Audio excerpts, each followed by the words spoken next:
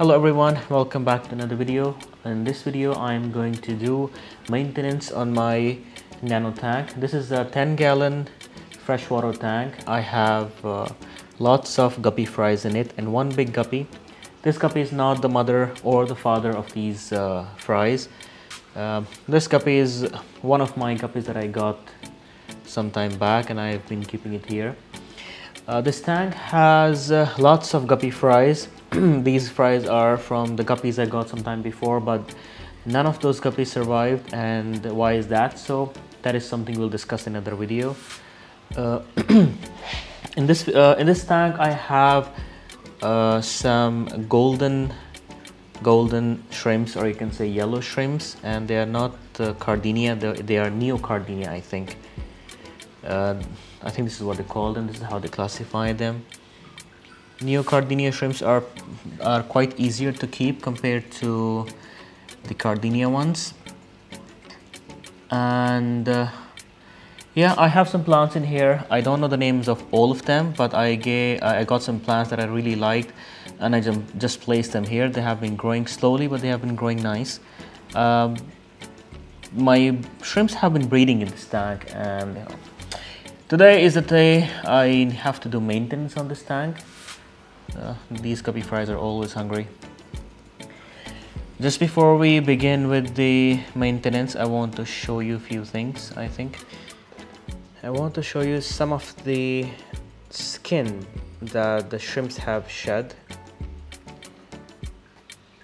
Okay, I hope you guys can see there are some leftover shells or skin, you would say, external shells or skins, I think they're called. This is from the shrimps. They have been shedding,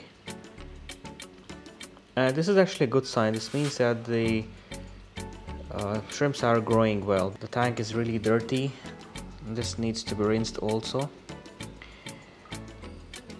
So this is how the tank looks right now.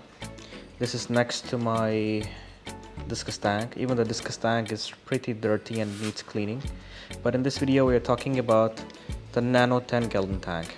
There is another tank which I'm going to dismantle completely. I'll make a video of that also. But today this is what we're gonna do. We are going to do maintenance on this 10-gallon nano tank.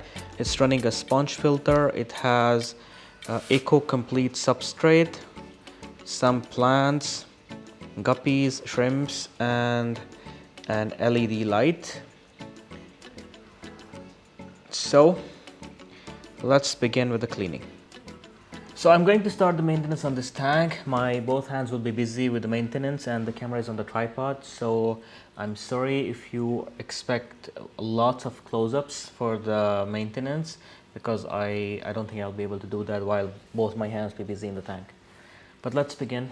Okay, for cleaning the tank I take filter floss and I cut a piece out of it, and I take these tweezers, and this is what I use to clean the tank, and you will see how. So here's a filter floss. It can be a piece of cotton or whatever is accessible to you, but I feel this does a really good job. This is what I'm going to use to clean the tank from inside. Okay. The tweezers help a lot in putting proper pressure on the glass using this filter floss, and also it's much easier to reach until the bottom. So but these are pretty useful actually. They're usually used for planting plants in the aquarium, but I found it pretty useful in putting something in the tank or taking something out of the tank, feeding a specific fish without putting your entire arm in the water. And also it helps you have a more effective reach in the corners compared to your hands, I think. But if you are able to do your tanks much efficiently without using these, great, keep doing that. I never used this before. I actually bought them for the sake of putting plants properly deep in the substrate, but I have found them to be much more useful in other things also. So yeah, if you do decide to get one of these, I think it's a good investment. Okay, so the glass looks pretty much clean now. It's time to do a water change and do the gravel vacuum. But before I do that, I have to turn off the heater.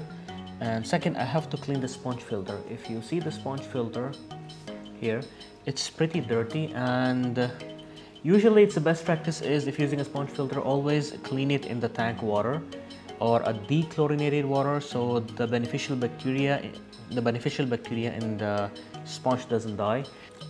Okay, it's time to do a water change on this nano tank, and because it's a nano tank and it has plants in it, it's really easy to destroy all the arrangements, and it's really easy to mess with the plants. So this is the technique I use. I put my finger on the hose that's in the water, and I just disturb the gravel a little in a way that it doesn't disturb the plants, but it is enough to it's enough to disturb the debris that's settled in there. And then I remove my finger from the hose and suck the junk out. This is how I do it. I'll show you. I just disturb the gravel, and once the junk comes out, I suck it in, and then I stop it again, and I disturb the gravel and suck the junk in. And when you start to do this, you will realize that which are the spots that collects most of the junk.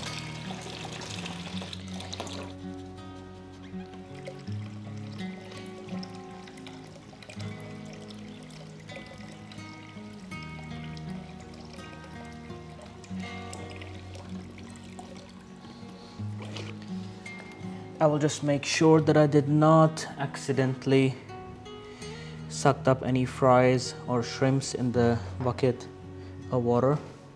I don't see anything moving, because usually if it's a fry or any shrimps, they will move a lot, especially if it's a fry.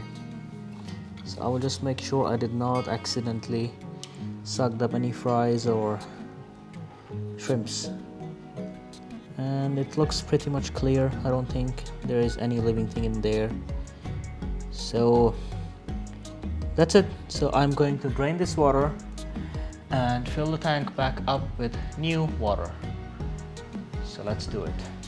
Okay, it's time to fill the tank back up, and before I do that, I will be using Prime. This is from the company Seacom. This video is not sponsored by anyone, but this is the product I use. It's a water dechlorinator, Seacom Prime. Here it is.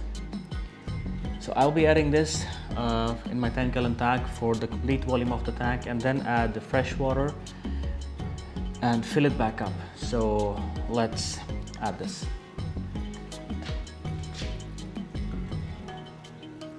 Let's add this.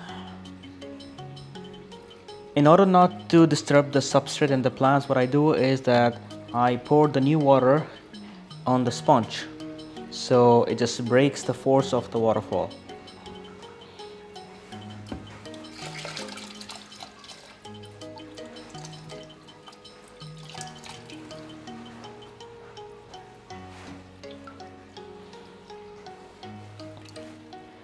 Okay, so I will just stop the video here, and I'll fill the tank back up and arrange all the plants, and then show you guys how the tank looks like, because it's really hard for me to fill the tank back up with the light running around in a very strange way. So I'll just stop the video here, and we will see how it looks like once the water is filled back up. So this is how the tank looks like once all the maintenance is done. It's filled back up, and I put some food for the fish so you can see the activities going on.